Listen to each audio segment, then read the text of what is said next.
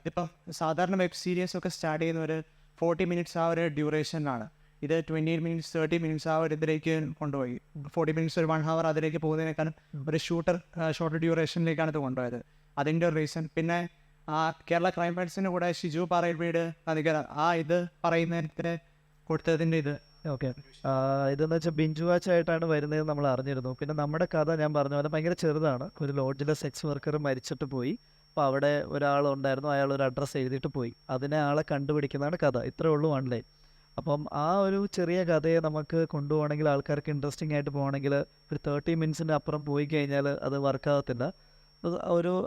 ഒരു പോലീസ് അവരുടെ അന്വേഷണമാണ്. Day 1 to Day 6 അങ്ങനെയാണ് 6 എപ്പിസോഡ്, അരമണിക്കൂർ വീതം. അതുകൊണ്ടാണ് ബിഞ്ച് വാച്ചിന് വേണ്ടി അതായതുകൊണ്ടാണ് 25 to 30 മിനിറ്റ്സ് ഉള്ള ഡ്യൂറേഷൻ. പിന്നെ ഷിജു പാറയിൽ വീട് നീണ്ടകര എന്ന് പറയുന്നത് ആ ഫേക്ക് അഡ്രസ്സാണ്. അത് സീസൺ 1 പേരാണ്.